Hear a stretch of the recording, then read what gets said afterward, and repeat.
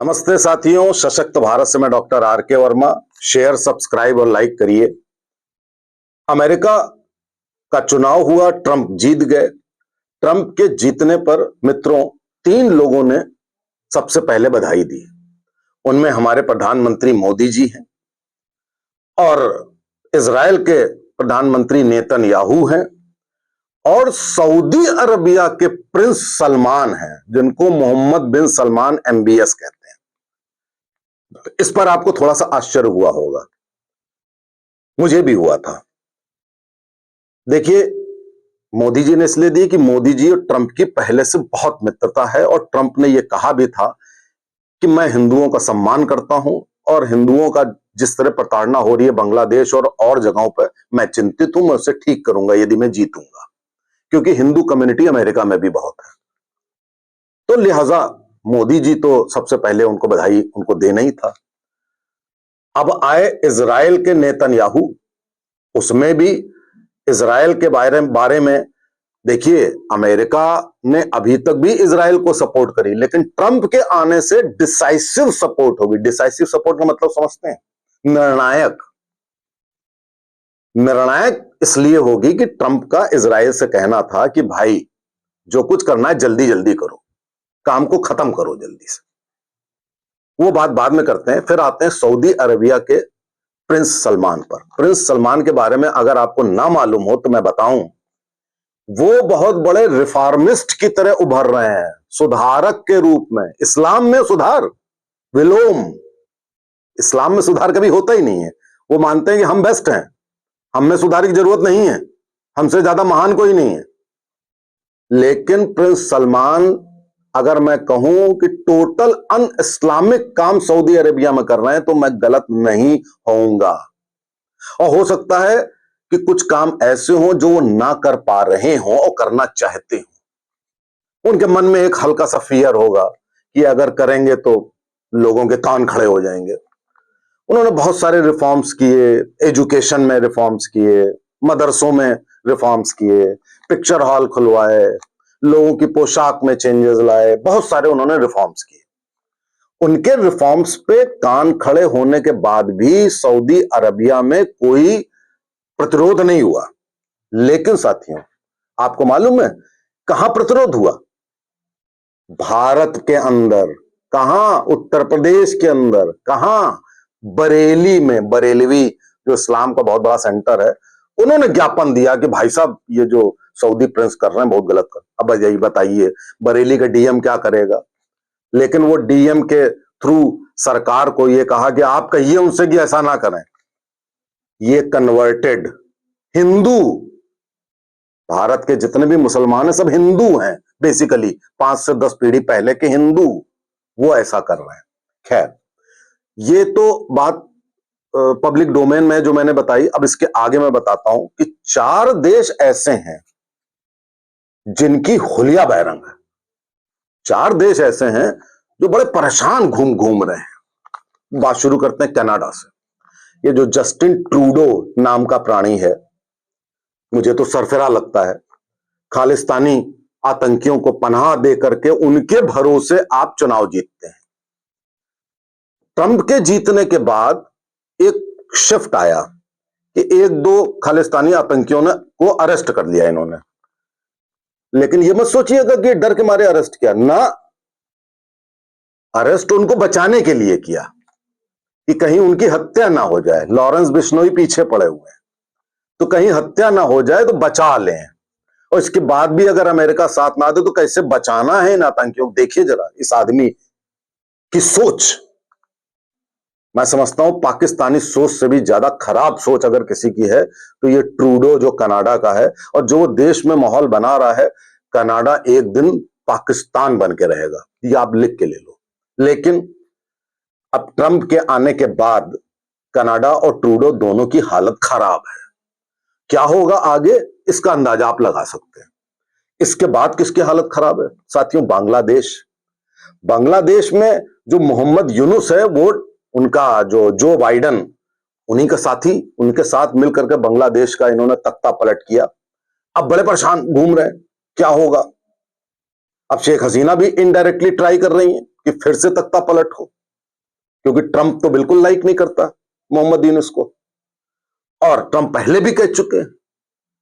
लेकिन जरा देखिए कि जो बेवकूफ होते हैं, मूर्ख होते हैं, अभी क्या हुआ, ट्रंप के जीतने पर बांग्लादेश में कई जगह खुशियां मनाई गई, कुछ लोगों ने खुशियां मनाई, उनको अरेस्ट कर लिया मोहम्मद यूनुस की सरकार ने। अब बताइए कि कितना मूर्ख आदमी है कि तुम भैया उनको तुम अरेस्ट करके अमेरिका को और नाराज, ट्रंप को और नाराज क्यों कर रहे हो, मोदी को और नाराज क्यों कर रहे हो।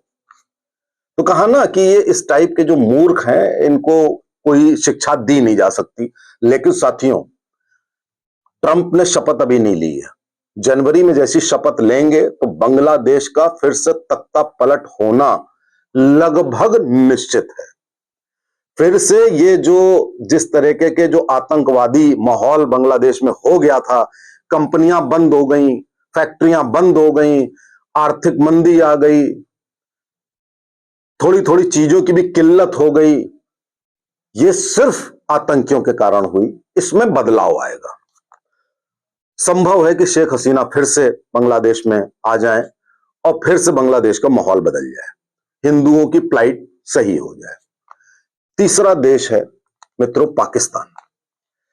पाकिस्तान जब 4 साल के लिए ट्रंप आए थे 2020 तक, तो एड मिलना बंद हो गई थी, बड़ी सख्ती हो गई थी, और उसी का परिणाम है जो आज पाकिस्तान कटोरा लिए खड़ा हुआ है।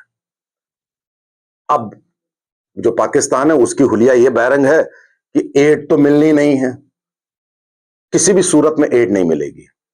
इसके अलावा आतंकी गतिविधियों के ऊपर कार्रवाई होना भी निश्चित होगा, क्योंकि भारत की चाइना से थोड़ी दोस्ती हो चुकी है, रूस से दोस्ती है, अमेरिका से दोस्ती तो 4 साल बहुत भयंकर रहेगी।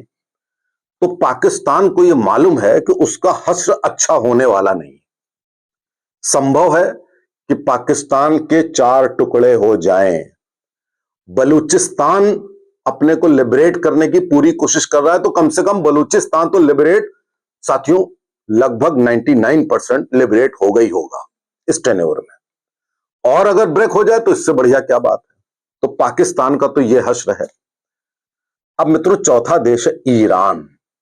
आपको याद होगा कि ट्रंप के ऊपर असैसिनेशन अटेम्प्ट हुआ था, उनको मारने की कोशिश हुई थी, कान पर गोली लगी, वो बच गए, और उस हमले के पीछे साथियों ईरान का हाथ था ऐसा कहा जा रहा है, और वो प्रूव भी हो जाएगा। एफबीआई के लिए मुश्किल नहीं है ये पता लगाना कि किसका हाथ था।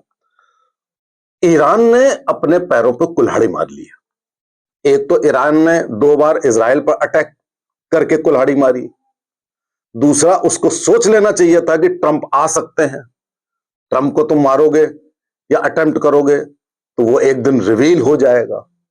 ईरान ने सारी चीजें ऐसी की जो उसके अगेंस्ट में थी, और ईरान का एक बड़ा तबका ईरान में चाहता है कि ये जितने कट्टर धर्मगुरु हैं, कट्टरपंथी, ये हटें, ईरान का रिजीम बदले। इजराइल भी यही करना चाहता है और ट्रंप भी यही करेंगे। तो इसलिए जो ये खमियानी का जो गेम है, इट इज नाउ ओवर। बहुत उम्र हो चुकी है, उनको वैसे भी जाना है, ऐसे भी जा सकते हैं। खमियानी का तो ये हो गया। इसके अलावा जितने कट्टरपंथी हैं उनका भी जो वर्चस्व है वो खत्म होने वाला है। ईरान में रिजीम भी बदलेगा, ईरान प्रोग्रेसिव भी हो सकता है। भले उसके पहले अमेरिका और इजराइल को मिलकर ईरान के ऊपर कुछ एक्शन करना पड़े, कुछ अटैक्स करने पड़े, कुछ बम्बार्डिंग करनी पड़े, भले ये सब हो। तो ये 4 देश और 3 मित्र, इनकी मैंने आपको कहानी बताई। अब इसके अलावा एक जो अंत में बात बताऊंगा कि भारत में क्या चेंज आएगा। भारत के अंदर मित्रों चेंज ये आएगा कि जो बाइडेन के कार्यकाल में जो डीप स्टेट था अमेरिका का, जो भारत में मोदी को हटाना चाहता था, भारत में अराजकता फैलाना चाहता था, वामपंथ और लिबरलिज्म जो अपने आप को कहे वो लिबरल नहीं कंजर्वेटिव होता है, बहुत भयंकर, उल्टा बोलते हैं जो बोलते हैं, इन सबको सप्रेशन मिलेगा। भारत में राष्ट्रवाद और उभरेगा, सनातन धर्म और उभरेगा, भारत की ग्लोरी और ऊपर जाएगी और भारत एक ग्लोबल लीडर बनेगा। तो इसलिए ट्रंप, मोदी, पुतिन का कॉम्बिनेशन आने वाले 4 सालों में पूरे वर्ल्ड को लीड करेगा और मेरे ख्याल से जितनी भी आतंकवाद और बुराइयां व्याप्त हैं अभी तक, वो समाप्त होंगी। और साथियों, आने वाले 4 साल हम लोगों के लिए बहुत बेहतर होने जा रहे हैं, ऐसा मेरा अनुमान है। नमस्ते, जय हिंद, जय भारत।